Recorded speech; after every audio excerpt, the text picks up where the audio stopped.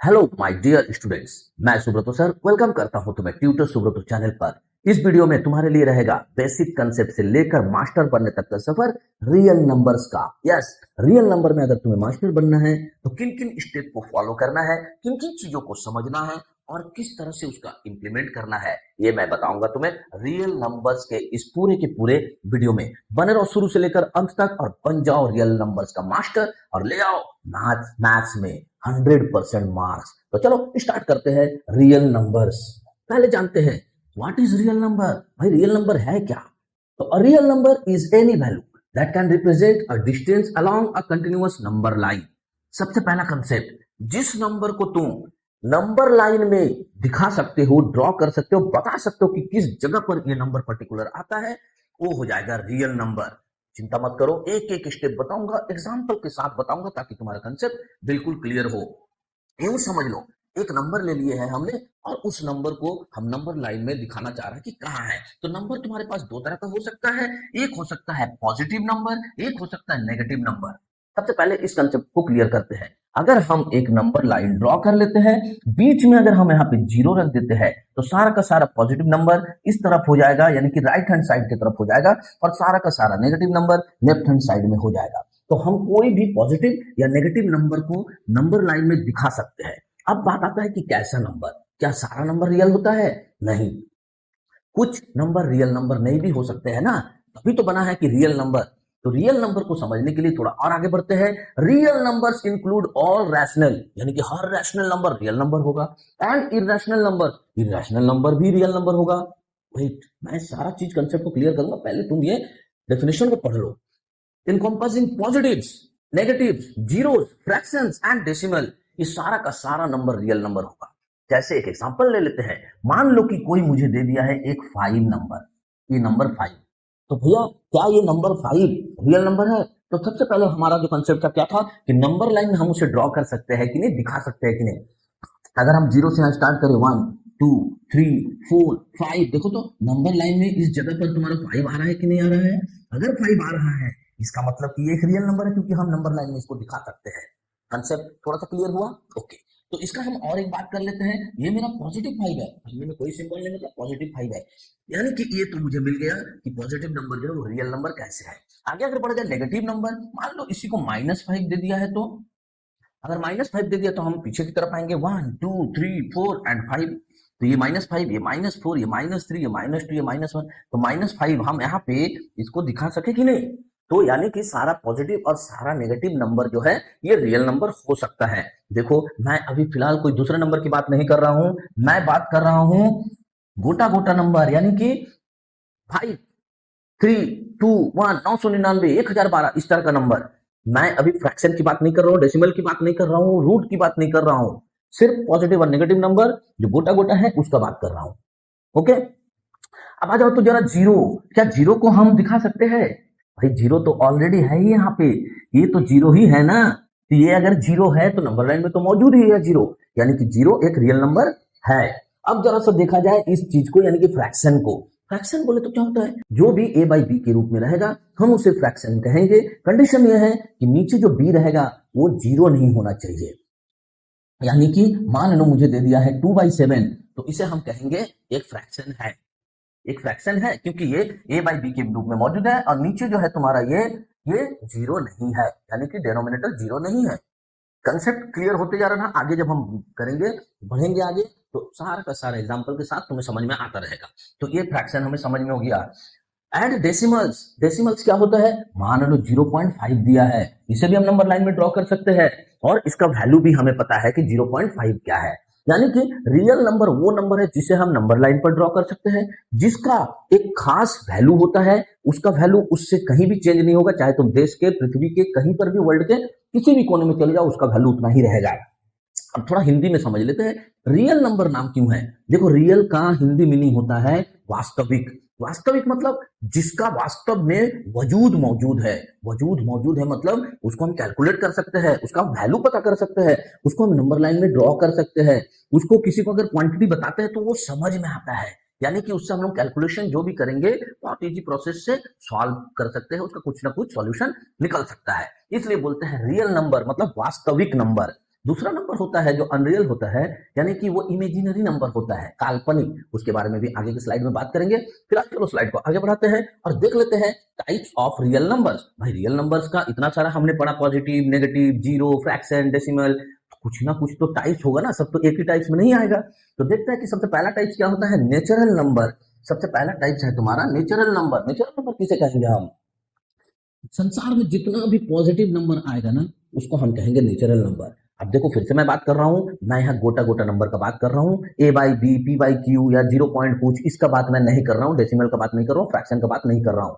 गोटा गोटा जो नंबर आएगा तुम्हारा, यानी कि अगर हम लिख देते हैं 1 2 3 4 5 एंड सो ऑन, ये सारा कहलाएगा तुम्हारा नेचुरल नंबर। यानी जितने भी पॉजिटिव नंबर होते हैं 1 से लेकर और इन्फिनाइट तक, सारा का सारा नेचुरल नंबर कहलाता है। आगे बढ़ते हैं, होल नंबर। तो होल नंबर क्या होता है, देखो उसका क्या लिखा हुआ है, नेचुरल नंबर्स प्लस जीरो।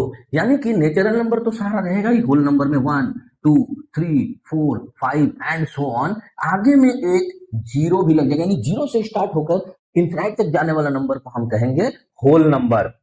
इसका कहने का मतलब है होल नंबर में सारा का सारा नेचुरल नंबर भी मौजूद है, सारा का सारा नेचुरल नंबर होल नंबर हो सकता है, बट जीरो जो है वो एक्स्ट्रा होल नंबर है जो मेरा नेचुरल नंबर नहीं है। यानी कि कोई अगर मुझसे पूछ दे कि भैया ये बताओ मुझे, ये एक नंबर दे दिया गया 3, ये क्या नंबर है, तो हम क्या कहेंगे, 3 जो है मेरा नेचुरल नंबर है। और साथ में हम ये भी कह सकते हैं 3 मेरा होल नंबर भी है। क्यों? 3 मेरा नेचुरल नंबर में भी मौजूद है और 3 मेरा होल नंबर में भी मौजूद है। व्हाट इट, समझ में आया? बट अगर बात करें जीरो का, इस जीरो का, तो जीरो क्या है, जीरो होल नंबर है बट नेचुरल नंबर नहीं है। Got it? इतना समझ में आया? अब आगे बढ़ते हैं, इंटीजर्स क्या लिखा है देखो जरा, ऑल होल नंबर्स, मतलब जीरो से लेकर इन्फिनाइट तक, and their negative opposites. Their negative opposites क्या होता है, हम लोग बचपन में यानी कि क्लास 6 7 में एक मैथ्स बनाए थे, उसमें हम लोगों ने बनाया था एडिटिव इनवर्स। एडिटिव इनवर्स का मतलब क्या होता था, अगर हम यहाँ 1 लिखे तो इसका एडिटिव इनवर्स हो जाएगा -1, अगर हम यहाँ 2 लिखे इसका एडिटिव इनवर्स हो जाएगा -2। क्यों? इन दोनों का ऐड करने पर, सम करने पर ऑलवेज रिजल्ट आना चाहिए जीरो, वो होता है एडिटिव इनवर्स। यानी कि हम कह सकते हैं सारा का सारा होल नंबर, मतलब जीरो से स्टार्ट करके और इन्फिनाइट तक जा रहा है ये सारा नंबर, और जीरो से स्टार्ट करके उसका सारा नेगेटिव ऑपोजिट, यानी 1 का -1, 2 का -2, 3 का -2 -3, इस तरह से एडिटिव इनवर्स होगा जो मेरा नेगेटिव ऑपोजिट कहला रहा है। तो ये सारा नंबर मिलके तुम्हारा कहलाएगा इंटीजर्स। यानी कि एक नेचुरल नंबर इंटीजर्स हो सकता है, देख यहाँ पे 3 है, यहाँ पे भी 3 है, यहाँ पे अगर 999 आएगा, यहाँ भी आएगा होल नंबर में भी और इंटीजर्स में भी। यानी कि सारा नेचुरल नंबर को हम इंटीजर कह सकते हैं, सारा होल नंबर को हम इंटीजर्स कह सकते हैं, और साथ में सारा नेगेटिव नंबर को भी हम इंटीजर्स कहेंगे। इंटीजर्स में क्या हुआ, जितने भी गोटा नंबर है माइनस से लेके प्लस, यानी कि नेगेटिव से लेकर पॉजिटिव तक, सारा का सारा चीज इंटीजर्स है। मैं यहाँ फिर से बात कर रहा हूँ, मैं फ्रैक्शन का बात नहीं कर रहा हूँ, डेसिमल का बात नहीं कर रहा हूँ, गोटा गोटा नंबर का बात कर रहा हूँ, जो पूरा पूरा नंबर है 3 2 1 5 999 1999, इस तरह का बात कर रहा हूँ। अब ये तीनों को हम रख देते हैं एक कैटेगरी में, ये तीनों एक अलग कैटेगरी का चीज था तो उसको हम अलग से कर लिए। अब बात आती है रैशनल एंड इरेशनल नंबर। तो रैशनल नंबर क्या होता है, रैशनल नंबर एक तरह का समझ लो फ्रैक्शन है, जो a बाई बी या p बाई क्यू या m बाई n या कोई भी चीज बाई में रहेगा उसे हम कहेंगे रैशनल नंबर। यानी कि numbers expressible as fraction a by b, where, देखो मैंने कहा था ना कि b is not equal to zero, denominator जो तुम्हारा नीचे वाला होगा, नीचे वाला जो होगा ये not equal to zero, b कभी भी जीरो के बराबर नहीं होना चाहिए। यहां मैंने a बाई बी लिखा है, इसका ये नहीं मतलब कि हर जगह a बाई बी होगा। इसको यूं समझ लो कि कोई भी नंबर जो दो इंटीजर्स रहता है, बाई में रहता है, उसे हम कहते हैं फ्रैक्शन और उसी को कहते हैं रैशनल नंबर। यानी कि मुझे अगर यहाँ पे बताया जाए कि 2/7 क्या है बताओ, तो हम कहेंगे एक रैशनल नंबर है। अगर कोई कहे कि -2/7 क्या है, तो ये भी एक रैशनल नंबर है। क्यों? क्योंकि यहाँ -2 इंटीजर है, 2 भी इंटीजर है, 7 इंटीजर है ही। तो इंटीजर बाय इंटीजर अगर रहते हैं तो उसे हम कहेंगे ये रैशनल नंबर है। नेगेटिव या पॉजिटिव से मुझे कोई मतलब नहीं पड़ता है, कोई फर्क नहीं पड़ता। अगर मान लो 3/4 जो मैंने यहाँ एग्जाम्पल में, तो ये भी एक रैशनल नंबर है, 3/4 भी एक रैशनल नंबर है। तुम कहोगे सर आप 0.5 भी लिखेंगे, कैसे रैशनल नंबर होगा? पहले सॉल्व करना फिर रिजल्ट बताना। तो यहाँ क्या होगा 0.5 के लिए, जरा देखो, मान लो मैं लिख देता हूँ 0.5, तो इसको हम लोग अगर पॉइंट हटाएंगे, डेसिमल हटाएंगे, तो यहाँ 5/10 हो जाएगा। अगर इसको हम लोग क्रॉस करेंगे, कटुम कुटुम करेंगे, तो क्या हो जाएगा 1/2। और ये देखो तो ये क्या है, ये ए बाई बी के रूप में आया ना, ए बाई बी के रूप में आया, मतलब ये रैशनल नंबर हो गया। Got it? तो रैशनल नंबर समझ में आया कि क्या होता है। आगे जब हम मैथ्स में इंप्लीमेंट करेंगे तो तुम्हें और ज्यादा समझ में आएगा और ज्यादा क्लियरिटी होगा। तो चलो इरेशनल को समझ लेते हैं। इरेशनल नंबर को समझने से पहले कुछ यूं समझ लो कि ये जितने भी हमने बात किया ना, ये नेचुरल से लेके इंटीजर्स, इन सारे को मैंने एक ग्रुप में क्यों कहा था, ये सारा का सारा नंबर जो है तुम्हारा रैशनल नंबर के अंतर्गत आ जाएगा। यानी कि भैया ये तीन को हम फिर अगर ले लें, क्या ये तीन एक रैशनल नंबर है? यस है। क्यों? तीन के नीचे कुछ नहीं है, मतलब 3/1 है। 3/1 है बाय डिफॉल्ट, तो इसका मतलब हो गया ए बाई बी के रूप में है, तो ये एक रैशनल नंबर कहलाएगा। कंडीशन क्या है? नीचे जीरो नहीं होना चाहिए, नीचे जीरो नहीं होना चाहिए। नीचे कहाँ जीरो है? यहाँ तो 1 है, तो हर एक नंबर के नीचे तो 1 होगा ना, हर एक नंबर के नीचे 1 है, इसलिए ये बाय डिफॉल्ट रैशनल नंबर है। तो भैया इरेशनल नंबर क्या है? तो इरेशनल नंबर वो नंबर है जो रैशनल नहीं है। ध्यान से समझो क्या बोला।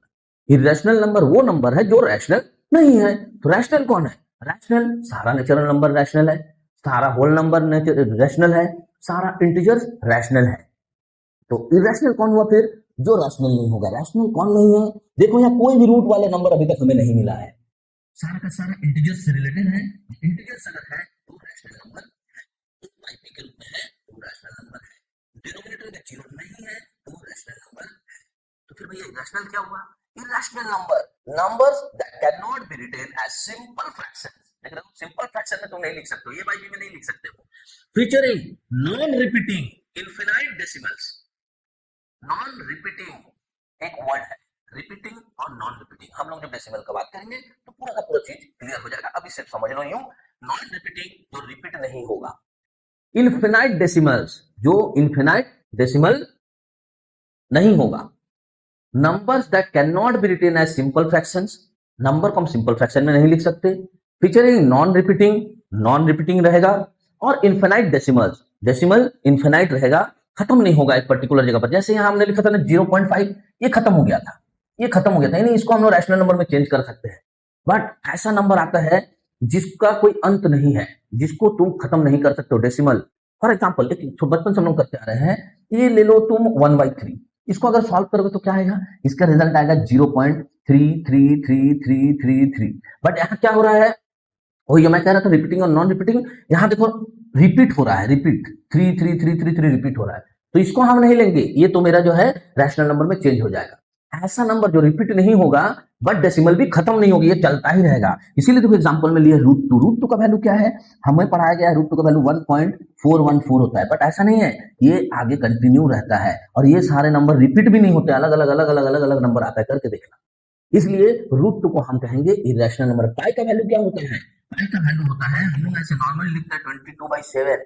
ये मैथ को सॉल्व करने के लिए हम लिखते हैं, ये परफेक्ट वैल्यू नहीं है। इसका वैल्यू आता है तुम्हारा 3.14 के बाद बहुत सारा डिजिट आता रहेगा, आता रहेगा, आता रहेगा, जो खत्म नहीं होगा। यानी कि इन्फिनाइट डेसिमल्स, डेसिमल के बाद मेरा नंबर चलता ही रहेगा, डिवाइड होता ही रहेगा।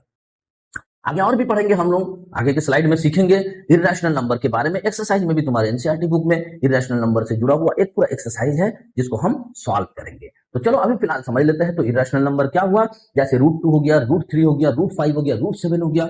एक चीज याद रखना, रूट में जो इरेशनल नंबर हम कहते हैं ना, अगर इवन नंबर की बात करें तो ओनली √2 है। बाकी सारा का सारा जो इवन नंबर आएगा तुम्हारा, वो सब के सब कहीं ना कहीं से सॉल्व हो जाएगा। लेकिन अगर हम बात करेंगे प्राइम नंबर का, जितने भी ऑड प्राइम नंबर है, इवन में प्राइम नंबर केवल एक ही है 2, इवन में प्राइम नंबर एक ही है 2, हम लोग इस पर बात करेंगे। लेकिन ऑड में प्राइम नंबर बहुत सारा मिलेगा तुमको। प्राइम नंबर मतलब जिसका केवल 2 ही फैक्टर होगा, एक 1 होगा और एक वो खुद होगा। एक 1 होगा, एक इटसेल्फ, 1 और इटसेल्फ, मतलब 1 एक फैक्टर होगा और वो खुद एक फैक्टर होगा, उसे कहेंगे हम प्राइम नंबर। तो चलो नेक्स्ट स्लाइड में देखते हैं, क्या इसी से जुड़ा हुआ कुछ चीज है। What is not real number? Real number नहीं है, ऐसा कौन सा नंबर है भाई? तो मैंने कहा था ना इमेजिनरी नंबर। इमेजिनरी नंबर मतलब काल्पनिक, जिसको हम सोच तो सकते हैं बट कहीं ड्रॉ नहीं कर सकते हैं, कैलकुलेशन में प्रॉब्लम होता है या कैलकुलेशन नहीं कर सकते। आगे जब जाओगे 11th-12th क्लास में, अगर पीसीएम लेके पढ़े तो वहां पे तुम कुछ सॉल्व करोगे जो रियल नंबर नहीं है उसको लेकर भी। बट अभी फिलहाल क्लास 10 में तुम्हें रियल नंबर का ही सॉल्यूशन चाहिए। तो इमेजिनरी नंबर क्या है? Numbers that give a negative result when square. जब स्क्वायर करोगे तो वो नेगेटिव रिजल्ट देगा। कैसे भैया? तो रूट में देखो यहाँ मैंने -1 लिखा है। फॉर एग्जाम्पल मान लो रूट में हम लिख देते हैं -3। इसको जब तुम स्क्वायर करोगे तो रिजल्ट क्या आएगा? -3 आएगा स्क्वायर करने पर। तो ऐसा नंबर को हम इमेजिनरी नंबर कहते हैं। इसका सॉल्यूशन क्यों नहीं पॉसिबल है? √3 है ना, √-3 है ना, मान लो √-9 है तो इसका क्या रिजल्ट होगा? बहुत सारे स्टूडेंट लिख देते हैं 3, ये हो जाता है तुम्हारा रॉन्ग। क्यों? अगर हम √9 का वैल्यू निकाले तो निकलता है +-3, यानी कि +3 इंटू +3 अगर किया जाए तो यहाँ 3 3 का 9 प्लस प्लस प्लस आता है जो इसको सेटिस्फाइड करता है। साथ में -3 इंटू -3 अगर करो 3 3 का 9 और माइनस माइनस प्लस, तो देखो दोनों में ही +9 आ रहा है, कहीं से भी -9 तो नहीं आ रहा। यानी कि यहाँ पे अगर हम 3 लिख दे तो ये हो जाता है मेरा -9 का रूट निकालना पॉसिबल नहीं है। तो यहाँ देखो एक चीज मैंने लिखा है √-1 मतलब i, यानी कि इस -9 को सॉल्व करने का 2 ही तरीका है। या तो हम ऐसे लिख दे -9 का मतलब क्या है? -9 का मतलब -1 इंटू 9, तो इस 9 के लिए हम निकाल देते हैं 3, और ये √-1 जो नहीं सॉल्व हो सकता अंदर रह जाता है, और 3 ये √-1 की जगह पर हम i लिख देते हैं। ये तुम्हें +1 में काम आएगा, अभी फिलहाल तुम्हारे लिए जरूरत नहीं है तो इस पे हम लोग ज्यादा बात नहीं करेंगे। आगे बढ़ते हैं कॉम्प्लेक्स नंबर। कॉम्प्लेक्स नंबर क्या होता है? Combinations of real and imaginary number. मतलब रियल नंबर के साथ साथ कोई चीज अगर इमेजिनरी नंबर जुड़ गया उसके साथ, चाहे वो गुना के रूप में हो, चाहे वो भागा के रूप में हो, चाहे वो प्लस के रूप में हो, चाहे वो माइनस के रूप में हो, अगर उसके साथ मिल गया तो वो कॉम्प्लेक्स नंबर कहलाएगा। कॉम्प्लेक्स मतलब नहीं होगा, उसके साथ सॉल्यूशन नहीं कर पाएंगे हम लोग। यानी कि देखो जैसे यहाँ 2 + 3i लिखा है, यानी कि इसका कहने का मतलब है कि 2 + 3 इंटू -1 है, तो ये 3 जब अंदर चला जाएगा क्या बन जाएगा? -9। समझ रहे हो बात को? यानी कि ये सीधा सीधा नहीं देके हमको दे दिया है 2 + √-9। ये क्या है? ये एक इमेजिनरी नंबर है। इमेजिनरी नंबर के साथ एक रियल नंबर ऐड हुआ है, तो ये रियल नहीं बनेगा, ये अनरियल नंबर हो जाएगा। Got it? समझ में आया? तो कॉम्प्लेक्स नंबर क्या है? इंफिनिटी। इंफिनिटी क्या है? A concept representing boundlessness, not a distinct point on the number line। भैया उसको आप नंबर लाइन में क्या दिखाओगे जो खुद अनंत है? वो अनंत है, इन्फिनाइट है, मतलब जिसका कोई लिमिट है ही नहीं, यानी कि उसको हम नंबर लाइन में नहीं दिखा सकते हैं, उसे कहते हैं इन्फिनिटी। इन्फिनिटी का सिंबल तो सबको पता होना चाहिए। इन्फिनिटी का सिंबल है ऐसा, यानी कि अनंत, ये खत्म नहीं होगा।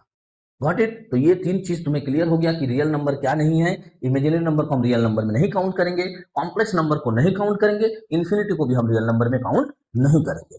चलो नेक्स्ट स्लाइड में आगे बढ़ते हैं और देख लेते हैं कि रियल नंबर से जुड़ा हुआ कौन सा चीज हमें मिलता है।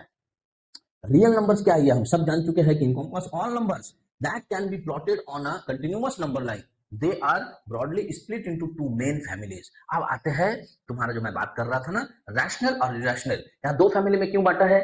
तो ये तीनों जो है नेचुरल नंबर, होल नंबर और इंटीजर्स, ये तीनों मिलके एक कैटेगरी में आता है रैशनल नंबर में। यानी कि रैशनल नंबर में हम उन तीनों को एक साथ करके अलग कर दिए और दूसरा फैमिली बना दिए इरेशनल नंबर। जो रैशनल नहीं है वो इरेशनल है, जिसको हम रूट में लिख रहे थे √2, √3, √5, √7, पाई, या ऐसा जो भी वैल्यू जिसको अगर हम निकाले तो एंडलेस जो है उसका डेसिमल में वैल्यू निकलता रहेगा।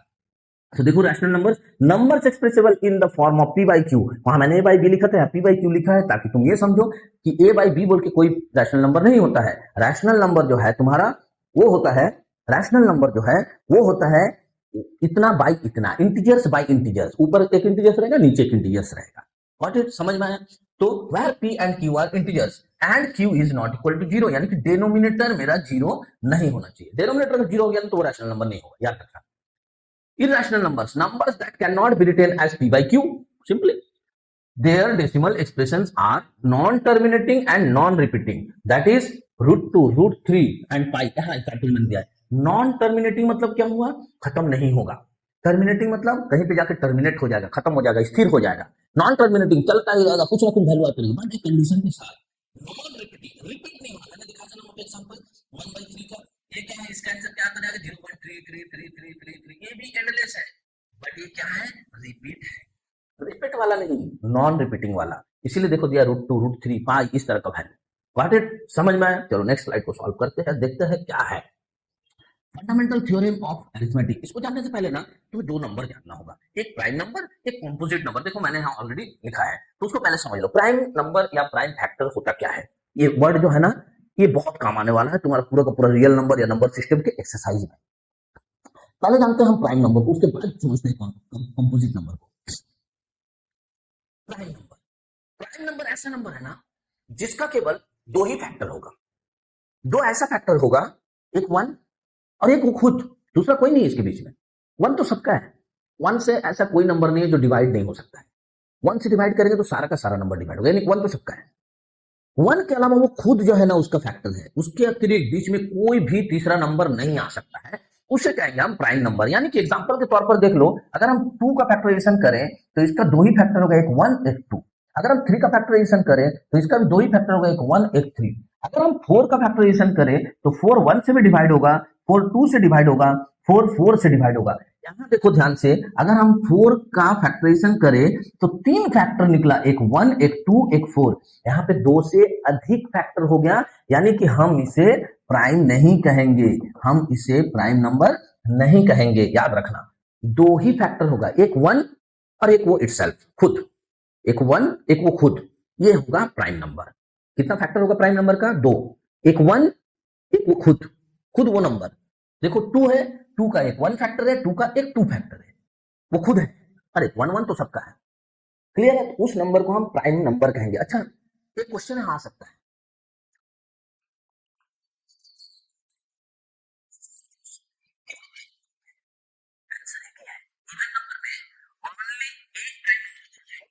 इसके अलावा जितना भी प्राइम नंबर होगा उसका एक फैक्टर तो होगा ही। मान लो एग्जांपल के तौर पर 6 को ले लिया जाए, 6 6 का क्या क्या फैक्टर होगा? एक 1 होगा, ये 6 2 से डिवाइड होगा कि नहीं होगा? इवन नंबर है तो 2 से डिवाइड होगा, और 6 तो खुद होगा ही। तो ऑलरेडी तो मेरे को 2 से ज्यादा फैक्टर मिल गया, यानी ये प्राइम नंबर नहीं हो सकता। साथ में 6 जो है 3 से भी डिवाइड होता है, 3 भी उसका एक फैक्टर है। बट इवन नंबर होने के नाते 2 तो उसका फैक्टर होगा ही, यानी एक हो गया 1 एक इटसेल्फ। अगर यहां तक बात रहा तो हम इसे कहते हैं prime number. But even number है और 2 से तो डिवाइड होगा ही, यानी कि तीसरा तीसरा फैक्टर 2 तो होना ही है। इसलिए कोई भी इवन नंबर और प्राइम नंबर नहीं है, केवल 2 है, ओनली 2। ये दिमाग में रखना। अगर कोई क्वेश्चन पूछ दे टोटल प्राइम नंबर बताओ जो इवन होगा, उसका आंसर होगा ओनली 1। कौन होगा वो? नंबर 2। Got it? समझ में आया? हाँ, ऑड में बहुत सारा है, जैसे 3 है, 5 है, 7 है, 11 है, 13 है, 17 है, 19 है, इस तरह से तुम करते जाओ, तुमको मिलता चला जाएगा प्राइम नंबर। Got it? समझ में आ गया? तो प्राइम नंबर हम लोग का हो गया क्लियर। अब आते composite number, a number with more than 2 factors. भैया जो नंबर 2 से अधिक फैक्टर वाला है उसे कंपोजिट कह देंगे, उसे कह देंगे कंपोजिट नंबर, यानी कि वो प्राइम नहीं है। तो दूसरे लैंग्वेज में ऐसा कर सकते हैं, कह सकते हैं जो प्राइम नंबर नहीं है वो कंपोजिट नंबर है। यानी कि अगर इस 6 को देखा जाए तो 6 क्या है? 6 एक कंपोजिट नंबर है, 6 एक कंपोजिट नंबर है। क्यों? क्योंकि 2 से अधिक फैक्टर है। 4 4 प्राइम नहीं है, बट क्या है? कंपोजिट है। 4 को हम कंपोजिट नंबर कह सकते हैं। बट इतना समझ में आया? कंपोजिट नंबर क्या हुआ? जिसका 2 से अधिक फैक्टर है। फैक्टर समझते हो? फैक्टर क्या होता है? किसी नंबर का फैक्टर वो होता है जो इसको पूरा पूरा डिवाइड कर दे। पूरा पूरा in the sense remainder always 0 होगा। रिमाइंडर जब पूरा डिवाइड कर देंगे, डिवीजन का काम खत्म हो जाएगा, तो नीचे रिमाइंडर 0 बचेगा, उसे कहते हैं फैक्टर। यानी कि अगर ये 6 एक नंबर है तो 2 उसका फैक्टर हो। क्यों? 2 से जब 6 को डिवाइड करेंगे रिमाइंडर 0 बचेगा। फैक्टर मतलब नंबर को पूरा पूरा डिवाइड करेगा। ये नंबर उसका फैक्टर, फैक्टर नंबर को पूरा पूरा डिवाइड कर देगा। Got it? समझ में आया? रिमाइंडर 0 बचेगा। एग्जांपल के तौर पर देखो, अगर हम एक फैक्टराइजेशन कर लेते हैं 140, हम यार जस्ट एग्जांपल के लिए लिए है, सारा का सारा मैथ मैं तुम्हें खुद बताऊंगा, चिंता मत करो। फैक्टराइज करेंगे अगर 140 का, तो 140 का हम लोग जब फैक्टराइजेशन करेंगे, मान लिया हम लिख लेते हैं, सबसे पहले तो देखेंगे कि ये इवन नंबर है। अगर ये इवन नंबर है तो ये 2 से सीधा सीधा फैक्टराइजेशन करेंगे। इवन नंबर अगर है तो 2 जरूर उसका फैक्टर होगा, याद रखो। 1 से नहीं करते हम लोग, ठीक है? 1 तो सबके साथ डिवाइड है। तो 270 जा 140, यानी कि 2 इंटू 70 एक फैक्टर बना। 2 इंटू 70 अगर करेंगे तो 140 आएगा। बट हम आगे देख रहे हैं कि ये 70 जो है मेरा कंपोजिट नंबर है, प्राइम नंबर नहीं है, यानी कि इसका फिर से हम फैक्टराइजेशन करेंगे। कहने का मतलब क्या है? तब तक फैक्टराइजेशन करेंगे जब तक कि सारा का सारा मुझे प्राइम नंबर ना मिल जाए। ये मुझे कंपोजिट मिलता जाएगा, मैं उसका फैक्टराइजेशन करता जाऊंगा। ये एकदम कंसेप्ट को क्लियर रखो, एक लाइन में ज्यादा पेचीदा बनाने की जरूरत नहीं है, ठीक है? ये भी इवन नंबर है तो इसको 2 से हम 35 से डिवाइड करते हैं, तो देख 35 आया, ये दोनों तो प्राइम बन गया। ये 35 आया जो एक कंपोजिट नंबर है, ये प्राइम नहीं है, तो फिर हम 35 को फिर डिवाइड करेंगे, फिर फैक्टराइजेशन करेंगे। तो 35 को जब फैक्टराइजेशन करने हम देख रहे हैं तो ऑड नंबर है, इवन तो है नहीं। इवन रहता तो हम फिर 2 से करते, अब इवन नहीं आया तो 2 से नहीं होगा। ऑड से करेंगे तो कौन सा ऑड से करेंगे? 2 से आगे बढ़ो, 3। क्या 3 से डिविजिबल है? नहीं है। तो 3 से आगे बढ़ेंगे, 5 से डिविजिबल है, तो 5 से ये डिविजिबल है, 5 7 या 35। मैंने यहाँ 4 नहीं लिया, तुमने गौर किया मैंने क्या कहा? इवन नंबर है तो 2 से डिवाइड करेंगे, नहीं है इवन नंबर तो आगे बढ़ेंगे 3 से, नहीं हुआ 3 से तब आगे बढ़ेंगे 5 से, 7 से। क्यों? हमको केवल और केवल प्राइम फैक्टर से ही डिवाइड करना है।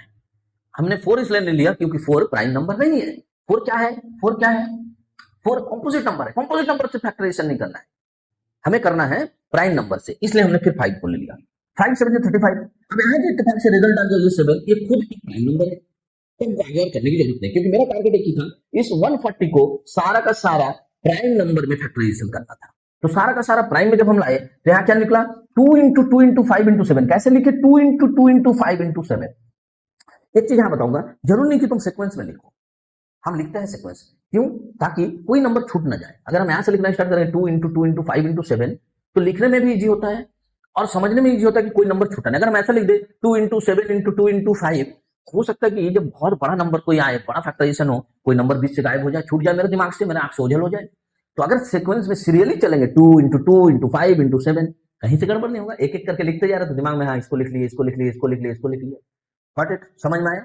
तो यहाँ पे तब मेरा प्राइम फैक्टराइजेशन क्या होगा? देखो, जैसे यहाँ हमने कर लिया प्राइम फैक्टराइजेशन, बट ये पूरा आंसर नहीं है, इसको हम देखेंगे कि कौन कितना बार आया है। जैसे यहाँ 2 2 बार आया है तो हम लिखेंगे 2 का स्क्वायर। अगर 3 बार आया रहता तो लिखते 2 to the power 3। अगर ये 5 2 बार आया रहता तो 5 का स्क्वायर लिखते। यानी कि सारा चीज को एक नंबर लिखेंगे और उसका जितना बार आ रहा है उसका पावर लिखेंगे। यानी कि अगर तुम दोबारा इस चीज को फिर से मल्टीप्लाई करो तो तुमको रिजल्ट मिल जाएगा 140, कॉम्पोजिट नंबर। इतना समझ में आया फैक्टराइजेशन? तो चलो आगे बढ़ते हैं। हम रियल नंबर का इतना कुछ क्यों समझ रहे हैं? रियल नंबर का कंसेप्ट को क्यों क्लियर कर रहे हैं? रियल नंबर का कंसेप्ट को क्लियर करने का मतलब है नंबर के साथ खेलना। नंबर के साथ खेलो, फैक्टराइजेशन करो, एचसीएफ निकालो, एलसीएम निकालो। आओ, नया वर्ड, नया नहीं है, क्लास 6 7 से करते आ रहे हो एचसीएफ एलसीएम। बट है क्या चीज? एचसीएफ का मतलब होता है हाईएस्ट कॉमन फैक्टर। देखो ध्यान से, वर्ड में सारा चीज छुपा हुआ रहता है। वर्ड को अगर तुमने समझ लिया तो मैथ तुमसे कभी गलत नहीं बनेगा। वर्ड को ही हम नहीं समझना चाहते, हम फटाफट एचसीएफ एलसीएम ऐसे पार कर देते हैं। नहीं, एचसीएफ हाईएस्ट कॉमन फैक्टर। क्या है highest common factor? Product of the smallest power of each common prime factor involve in the numbers. हाँ, एक डेफिनेशन बता दिया सर आप, नहीं चाहिए डेफिनेशन, कंसेप्ट को समझो, चीज क्या है, चीज क्या है समझो। हाईएस्ट कॉमन फैक्टर, यहां पे पहला वर्ड पे ध्यान दो, फैक्टर, इस पे ध्यान दो। फैक्टर, फैक्टर मतलब क्या है? नंबर जिससे डिवाइड हो जाता है, नंबर जिससे डिवाइड हो जाता है उसको कहेंगे फैक्टर। नंबर जिस नंबर से डिवाइड हो जाएगा उसे कहेंगे फैक्टर। और हमको क्या चाहिए? Prime factor. अगर मैंने आपको मुझे 6 दे दिया है तो 6 का प्राइम फैक्टर चाहिए, यानी 1 से डिवाइड हो जाता है तो 6 के लिए प्राइम फैक्टर, 2 से डिवाइड हो जाता है तो 2 6 के लिए प्राइम फैक्टर, 3 से डिवाइड हो जाता है तो 3 6 के लिए प्राइम फैक्टर। हमें ये प्राइम फैक्टर चाहिए, ये चाहिए हमें। यहाँ 6 नहीं चाहिए, 6 भी इसका फैक्टर है, प्राइम फैक्टर नहीं है, क्योंकि 6 एक कॉम्पोजिट नंबर है। मुझे प्राइम फैक्टर चाहिए, ये देख रहे हो, समझ रहे हो, फैक्टर चाहिए। तो जो कॉमन फैक्टर होगा, आप ध्यान दो कॉमन वर्ड क्यों यूज किया है। जब भी एचसीएफ या एलसीएम की बात करेंगे, मिनिमम 2 नंबर्स की बात होगी, मिनिमम 2, मैक्सिमम कोई लिमिट नहीं है, 2 से अधिक, मिनिमम 2, 2 या 2 से अधिक नंबर का जब हम फैक्टराइजेशन करेंगे और उसमें से कॉमन को चुन के लेंगे, कॉमन जो दोनों में है। अगर 4 नंबर दे दिए तो चारों में जो है कॉमन चुनेंगे, और क्या चुनेंगे? कॉमन चुनेंगे प्राइम फैक्टर को। कौन कौन सा प्राइम फैक्टर दोनों में मौजूद है, कॉमन खींच के एक जगह लेके आएंगे, इसीलिए यूज किया गया है common factor. Highest, highest common factor, highest, दोनों में जो कॉमन जा रहा है और सबसे अधिक जा रहा है, सबसे अधिक मतलब दोनों में ही कॉमन जा रहा है मान लो, बट दोनों में कोई नंबर अगर कॉमन है तो अधिक से अधिक कौन है उसको लेंगे। जैसे मान लो एग्जांपल के तौर पर, अगर 2 का स्क्वायर इंटू 5 है और यहां पे 2 का क्यूब इंटू 7 है, दोनों में कॉमन कौन है? दोनों में कॉमन है 2, तो यहां पे हम कॉमन 2 ले लेंगे। पावर किसको लेंगे? यहां 2 तो 2 है, 2 जन है, यहाँ 3 जन मौजूद है, 3 जन में से कॉमन कौन जाएगा? तो कॉमन तो 2 जाएगा ना, 3 तो नहीं जाएगा, इसके पास तो कम है, ये 3 दे नहीं सकते, कॉमन नहीं जाएगा। यहां से हम 3 नहीं ला सकते हैं। यहां से 2 जन आ गया तो यहाँ 0 हो गया, खत्म हो गया 2 का काम। यहाँ कितना 2 बचा? 3 जन, यहां से 2 जन को लेकर आए तो यहाँ 1 तो 2 बचेगा। समझ में आया? तो जो दोनों में कॉमन जा रहा है उस कॉमन फैक्टर को ले लेंगे, इसलिए नाम है हाईएस्ट कॉमन फैक्टर, एचसीएफ। इतना क्लियर हो गया? कोई प्रॉब्लम नहीं। अब आते हैं एलसीएम। एलसीएम पे ध्यान दो, पहला वर्ड एफ, मल्टीपल। मल्टीपल क्या होता है? एक तरह से समझ लो बच्चों के जैसा टेबल। 2 का मल्टीपल 2 1 2, 2 2 4, 2 3 6, 2 4 8, यानी 2 का मल्टीपल क्या होगा? 2 का मल्टीपल 2 4 6 8 10 12 एंड सो ऑन। यानी 2 का टेबल है ना, 2 1 2 2 2 4 2 3 6 मल्टीपल। 5 का मल्टीपल 5 10 15 20 25 एंड सो ऑन। इतना समझिए मल्टीपल। अब इसमें भी एक वर्ड यूज हुआ है कॉमन। कॉमन क्या हुआ? फिर मैं कह रहा हूं एलसीएम या एचसीएफ जब भी बनाओगे, 2 या 2 से अधिक नंबर के साथ ही बात होगा, कभी भी सिंगल के साथ नहीं बात होगा। सिंगल के साथ ओनली फैक्टराइजेशन, ओनली फैक्टराइजेशन जो हमने 140 का किया था।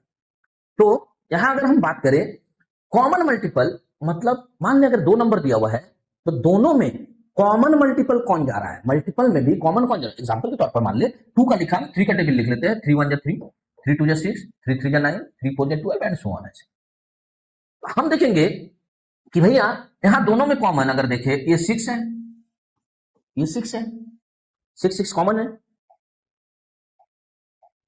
यहां पे 12 है, यहां पे 12 है, 12 12 भी कॉमन है। कौन से कॉमन को लेना है? आगे का वर्ड पे ध्यान दे, आगे का वर्ड पे ध्यान दो। लोएस्ट, लोएस्ट, ज्यादा दूर नहीं जाना है, जो सबसे पहले मेरे पकड़ में आ जाए उसको ले लेंगे। ज्यादा कदम नहीं चलना है, जितना ज्यादा कदम चलेंगे उतना लॉन्गेस्ट जाएंगे। नहीं, लोएस्ट, सबसे नजदीक वाले को पकड़ो। तो भैया सबसे नजदीक वाला कौन है यहाँ? देखो तो जरा, 6 है क्या? सबसे नजदीक वाला 6 है, 12 तो बाद में आ रहा है, 12 तक पहुंचेंगे नहीं हम। सबसे जो लोएस्ट कॉमन जा रहा है, सबसे जो लोएस्ट कॉमन जा रहा है उसको पकड़ लो, ये हो जाएगा मेरा एलसीएम। यानी 2 नंबर या 2 से अधिक नंबर अगर रहता है तो जो सबसे लोएस्ट, सबसे नजदीक वाला मल्टीपल होगा और कॉमन जा रहा होगा उसको उठा के ले लेंगे। ये हुआ एलसीएम का डेफिनेशन। देखो, product of highest power of each prime factor involve in the numbers. अब आ जाते हैं प्राइम फैक्टर में। ये तो भैया हमने मल्टीपल जो है टेबल से कर दिया। प्राइम फैक्टर में क्या करोगे? मान लो इसी में से अगर मुझे प्राइम फैक्टर लेना रहता, किसका? एलसीएम का। ये हमने किसका किया था? ये एचसीएफ का किया था, ये हमने एचसीएफ का किया था। एलसीएम का करेंगे तो क्या होगा? एलसीएम, एलसीएम का जब करेंगे ना तो देखेंगे कि दोनों में क्या कॉमन जा रहा है। तो भैया 2 कॉमन जा रहा है, यहाँ पे 2 का हाईएस्ट पावर को लेंगे। हाईएस्ट पावर, मल्टीपल लेना है तो हाईएस्ट पावर को लेंगे, यानी कि 3 लेंगे। यहाँ पे लोएस्ट पावर को लिए थे, याद रखना, ठीक है? जो दोनों में से कॉमन जा रहा है उसको लिए थे, यहाँ मल्टीपल ले रहे तो 2 का पावर 3 इंटू बाकी जो भी नंबर है जो कॉमन नहीं जा रहा है उसको भी ले लेना, यानी कि उसमें से उठा के लाएंगे तो 5 और इसमें से उठा के लाएंगे तो 7। सारा नंबर को लिखना है। यहां चूंकि 5 कॉमन ही नहीं जा रहा तो पावर देखने की जरूरत नहीं, यहां चूंकि 7 कॉमन ही नहीं जा रहा तो पावर देखने की जरूरत नहीं। पावर किसका देखेंगे? जो कॉमन जा रहा है। और कौन सा लेंगे? जो हाईएस्ट पावर होगा एलसीएम में। एचसीएफ में ओनली कॉमन को लिखना है, एचसीएफ में only common, only common, only common factors, only common factors. इसमें all numbers, all numbers including common, all numbers. Common में क्या करेंगे? हाईएस्ट पावर को लेंगे, कॉमन में हाईएस्ट पावर को लेंगे एलसीएम में। बस यही कंसेप्ट है मेरे भाई, एचसीएफ और एलसीएम का इतना ही कंसेप्ट है। एग्जांपल के तौर पर दिखाया मैंने। 6 का प्राइम फैक्टराइजेशन जब करेंगे तो क्या निकलेगा? 2 इंटू 3। ऑलरेडी हम लोग बात कर रहे थे 2 और 3 इसका प्राइम फैक्टर है, 6 और 1 को नहीं लेंगे। तो 6 का प्राइम फैक्टराइजेशन अगर हम लोग ऐसे करके किए 2 3 या 6 यानी 2 इंटू 3। यहाँ पावर 1 1 क्यों लिखा है? एक ही 2 है, एक ही 3 है। 20 का अगर करेंगे, देखो तो 20 का अगर करते हैं तो 2 10 का 20, फिर आगे 10 कंपोजिट नंबर है तो 2 5 10। तो देखो 2 इंटू 5 यानी 2 इंटू 2 को 2 का स्क्वायर लिखा है। अब अगर दोनों का हम लोग एचसीएफ निकालते हैं, एचसीएफ, तो दोनों का एचसीएफ हम लोग क्या देखेंगे? एचसीएफ इज इक्वल टू, दोनों में कॉमन क्या जा रहा है? 2 कॉमन जा रहा है। 3 और 5 कॉमन नहीं है तो नहीं लिखेंगे एचसीएफ, ओनली 2। अब 2 में भी देखेंगे सबसे कम पावर किसका है, तो सबसे कम पावर है 1 है, इसलिए देखो पावर 1। पावर 1 का मतलब 2 टू द पावर 1 का मतलब 2, इसीलिए आंसर लिखा है 2। What clear? अब एलसीएम निकालते हैं। एलसीएम जब निकालेंगे दोनों का, एलसीएम जब निकालेंगे दोनों का, एलसीएम यहां क्या 2 और 2 कॉमन जा रहा है, कॉमन जो चीज जा रहा है उसका पावर को देखेंगे, हाईएस्ट पावर लेंगे, हाईएस्ट पावर कितना है 2 टू द पावर 2 इंटू, बाकी कोई कॉमन नहीं जा रहा तो उन नंबरों को लिख दो 3 इंटू 5, यहाँ पावर 1 है तो हम नहीं लिख रहे, पावर 1 का मतलब उतना ही होता है।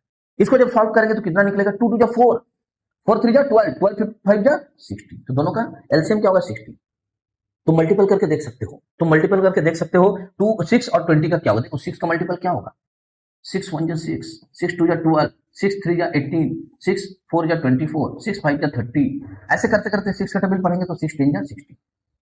अगर तुम 20 का टेबल पढ़ोगे 21 जा 20, 22 जा 40, 23 जा 60, तो देखोगे कि ये जो है बीच में और कोई नंबर नहीं मिलेगा, 26 में आएगा ही नहीं, 46 में आएगा ही नहीं, ओनली ये 60, ये 60 मल्टीपल मिला, पहले मिला, उसके बाद और भी मिलेगा 120 मिलेगा, 180 मिलेगा, नहीं लेंगे एलसीएम लोएस्ट कॉमन मल्टीपल, सबसे पहले जो मल्टीपल मिल जाए कॉमन।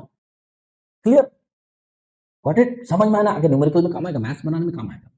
तो चलो आगे बढ़ते हैं। इंपॉर्टेंट फॉर्मूला फॉर मेमोरीज, ये केवल 2 नंबर के लिए लागू होगा, इसीलिए देखो ब्रैकेट में मैंने ए एंड बी लिखा है, पहले पढ़ लो क्या है। For any 2 positive integers a and b, only 2 numbers, 3 4 5 के लिए फॉर्मूला नहीं लागू, only 2 numbers for any 2 positive integers a and b, अगर उसका एचसीएफ निकालो और उसका एलसीएम निकालो और दोनों का प्रोडक्ट कर दो, दोनों का प्रोडक्ट कर दो, यानी कि product of LCM and HCF, या फिर HCF and LCM, LCM and HCF is equal to होगा वही 2 नंबर का मल्टीपल, यानी प्रोडक्ट ऑफ 2 नंबर्स, कौन 2 नंबर, वही 2 नंबर 2 नंबर्स, ये फॉर्मूला में से याद रखना, यानी कि HCF into LCM equal to A into B, A into B, HCF into LCM equal to A into B. Clear है, this rule only applies to 2 numbers, not 3 not 4 not 5, only 2 number, 2 number अगर दिया है हम इस formula का use करके ये चारों में से कोई भी 3 चीज अगर दे दे चौथा निकाल सकते हैं, यानी कि मान लो HCF दिया हुआ है, मान लो एलसीएम भी दिया हुआ है, एलसीएम भी दिया हुआ है, ए दिया हुआ है, तो हम बी निकाल सकते हैं, ए दिया हुआ, बी दिया हुआ है, एलसीएम दिया हुआ है, एचसीएफ निकाल सकते हैं। समझ में, एग्जांपल के तौर पर देख लो, पिछले वाले में हम लोग किए थे ना 6 एंड 20, 2 नंबर लिए थे ना, यानी कि यहाँ पे 6 इंटू 20 कर लेते हैं, देख तो कितना होगा 120, अब एलसीएम और एचसीएफ कितना निकला था, एचसीएफ निकला था 2 और एलसीएम कितना निकला था 60, देख तो कितना आएगा 120, यानी 120 इज इक्वल टू 120, इस नियम को सार्थक करता है। यहां तक उम्मीद है कि तुम्हें रियल नंबर्स में जरा सा भी कोई भी प्रॉब्लम या कंफ्यूजन नहीं है।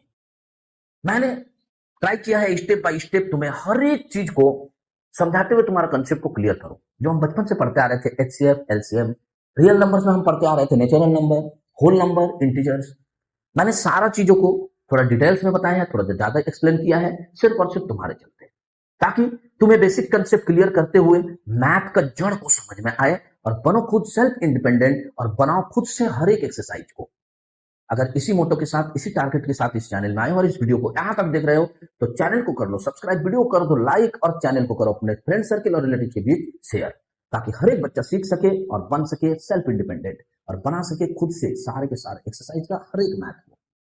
चलो आगे बढ़ते हैं, नेक्स्ट स्लाइड में देख लेते हैं क्या है। तो चलो नेक्स्ट स्लाइड में हम कुछ प्रॉब्लम सॉल्व कर लेते हैं ताकि क्लियर हो जाए कि पूरा चैप्टर हम किस तरह से समझे हैं। तो चलो पहला क्वेश्चन हम लेते हैं, find the LCM HCF using prime factorisation. पहले हम जो दिया हुआ नंबर है फैक्टराइजेशन मेथड से उसका एचसीएफ को निकाल लेते हैं। तो क्या क्या दिया है हमारे पास, पहला दिया है 24 and 36, find the HCF of 24 and 36 using the prime factorisation method. तो हम क्या करेंगे, पहले नंबर 24 का फैक्टराइजेशन लिख लेंगे, तो लिखेंगे प्राइम फैक्टराइजेशन ऑफ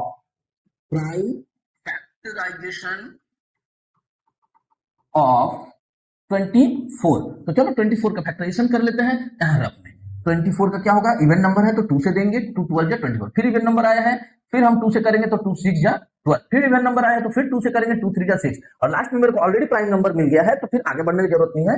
हम इसको सीधे सीधे ऐसा लिख सकते हैं 2 to the power 3 into 3, या अगर तुमको कोई कंफ्यूजन है तो 2 लाइन में मैथ को बना लो। 2 तीन दो है और एक तीन है, यानी कि 2⁻³ अगर तुम चाहो तो 3 का पावर 1 लिख सकते हो या नहीं भी लिख सकते हो। अब सेकंड में क्या नंबर दिया 36, तो प्राइम फैक्टराइजेशन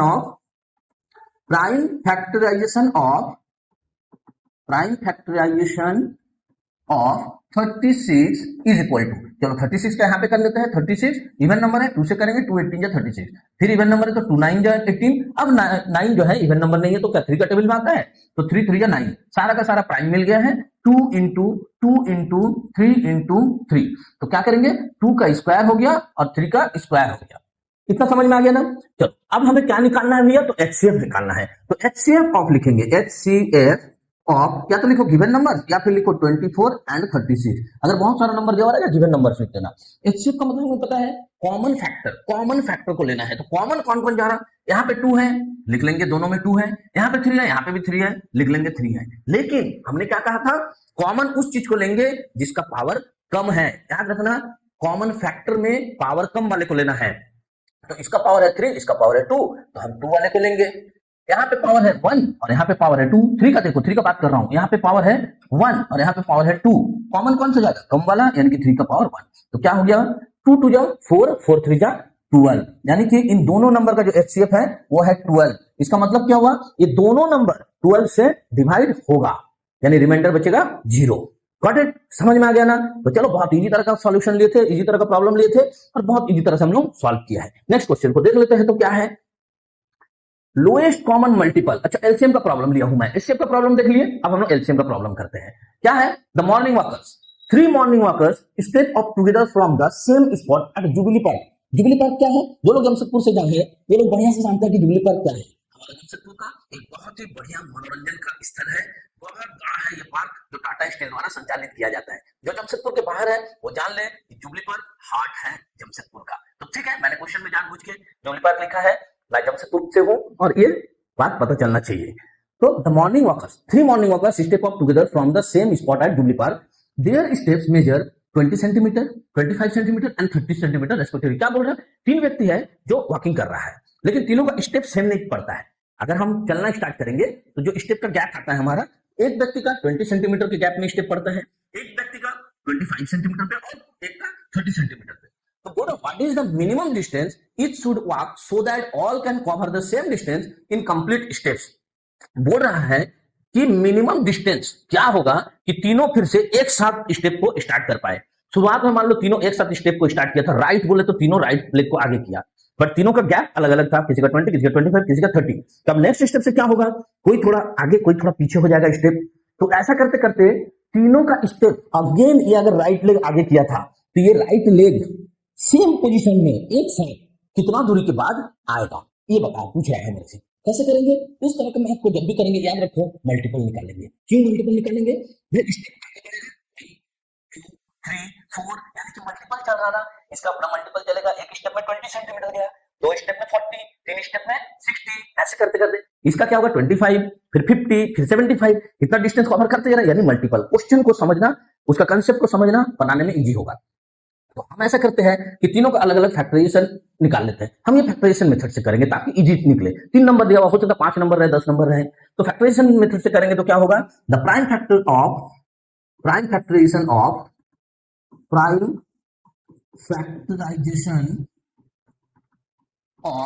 किसका, 20 का। क्या होगा भैया 20 का, यहां अगर रफ नंबर करेंगे 20 का तो क्या होगा 2 से 10, फिर 2 से 5, यानी कि हम लिख सकते हैं 2 का स्क्वायर इंटू 5। फिर सेकंड का क्या होगा, प्राइम फैक्टराइजेशन ऑफ 25।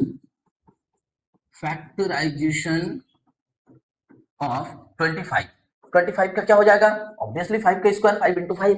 देखो जहां कंफ्यूजन है वहां ऐसा करके देख लेना फैक्टराइजेशन। और 30 का, तो प्राइम फैक्टराइजेशन ऑफ 30।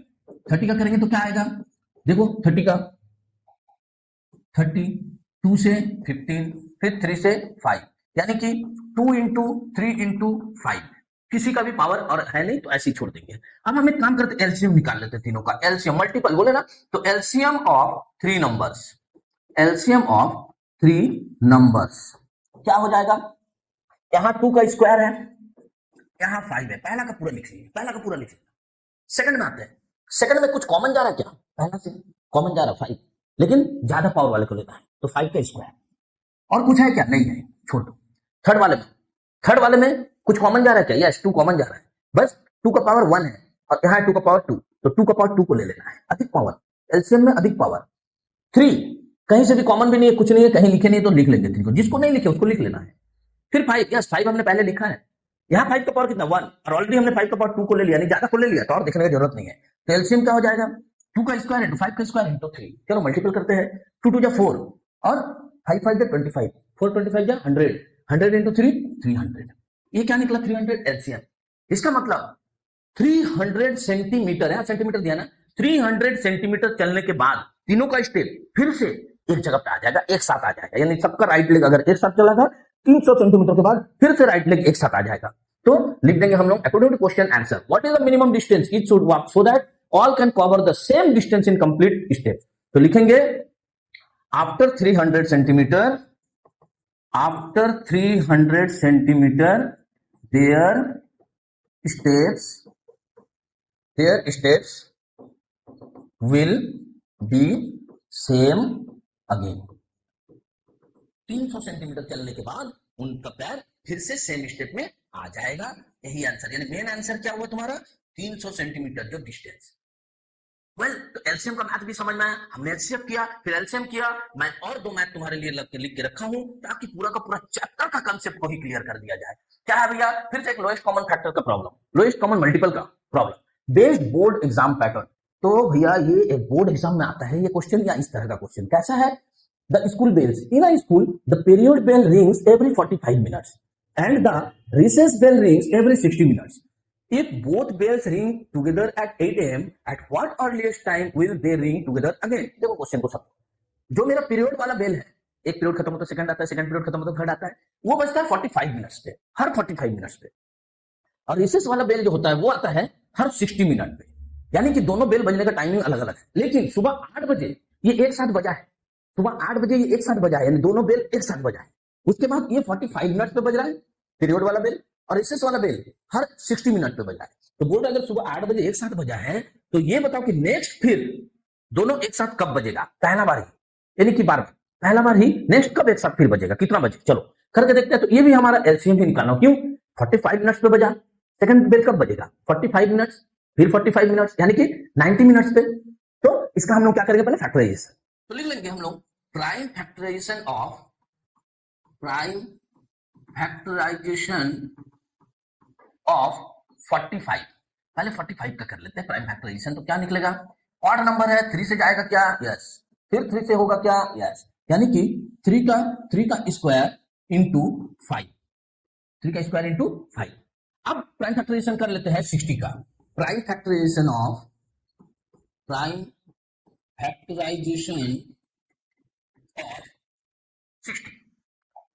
60 60 का कर लिया जाए, 60 2 से जाएगा 30, फिर 2 से जाएगा 15, फिर 3 से जाएगा 5, कितना हो गया? 2 का स्क्वायर इंटू 3 इंटू 5। एलसीएम निकाल लेते हैं इसका, एलसीएम ऑफ 45 एंड 60 क्या निकलेगा? एलसीएम पहले लिख लेते हैं 3 का स्क्वायर इंटू 5। अब आगे बढ़ते हैं, कॉमन, इसमें से कॉमन क्या जा रहा है? 3 का पावर कितना है? 1, हमने लिख लिया 3 का पावर 2, अधिक वाला लिख लिया, कोई प्रॉब्लम नहीं। फिर 5, इसमें भी है 5, दोनों का पावर 1 है, लिख लिया है, कोई प्रॉब्लम नहीं। इसमें 2 नहीं है, इसमें 2 है, तो 2 का क्या है वो पूरा लिख लेंगे, 2 का स्क्वायर। अब इसको सॉल्व करते हैं, 2 2 जा 4, 4 5 जा 20, और ये 3 3 जा 9, 9 इंटू 20 कितना होगा? 180।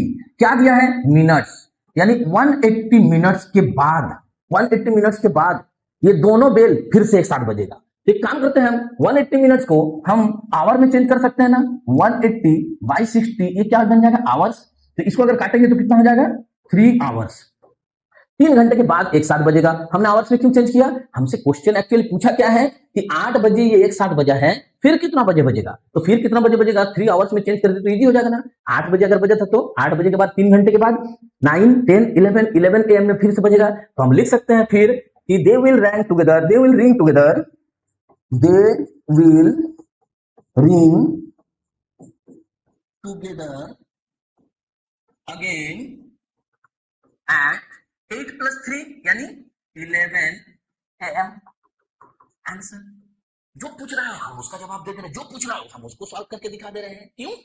क्योंकि हमने बेसिक कंसेप्ट को अपना क्लियर कर लिया है। एक मैथ और मैंने तुम्हारे लिए रखा हुआ है, उसका भी क्वेश्चन बोर्ड एग्जाम में आता है। देख लो last question, last slide real numbers का। इसके बाद तुम्हारे लिए रहेगा एनसीईआरटी का एक्सरसाइज 1.1 एंड 1.2 का वीडियो। जाकर उन दोनों को सॉल्व करना, ट्राई करना खुद से सॉल्व करने का, मेरे से सीख लो। अगर सीख रहे हो तो वीडियो को लाइक करो, चैनल को सब्सक्राइब करो, चैनल को शेयर करो अपने फ्रेंड सर्किल और रिलेटिव के बीच, ताकि हर बच्चा सीख सके इसी तरह इजी प्रोसेस से कंसेप्ट को क्लियर करते हुए मैथ को खुद से सॉल्व करना। तो चलो लास्ट क्वेश्चन को फटाफट सॉल्व करके इस वीडियो को खत्म करते हैं। Advance formula based board exam pattern, ये भी बोर्ड एग्जाम में आता है भैया। कैसा? फाइंडिंग द मिसिंग नंबर, ये मैंने सिखाया था ना, LCM into HCF is equal to product of two numbers, उसी से दिया हुआ क्वेश्चन है। The HCF of two numbers is 9 and their LCM is 360। हमें जो डेटा दे दिया है हम उसको लिख लेते हैं। Given HCF is equal to कितना है 9, एलसीएम इज इक्वल टू कितना है 360। If one of the number is 45, हम उसको फर्स्ट नंबर कहते हैं। First number is equal to 45। Find the other number, मतलब हम उसको सेकंड नंबर बोलते हैं। तो second number is equal to what? हमें फार्मूला पता है, वी नो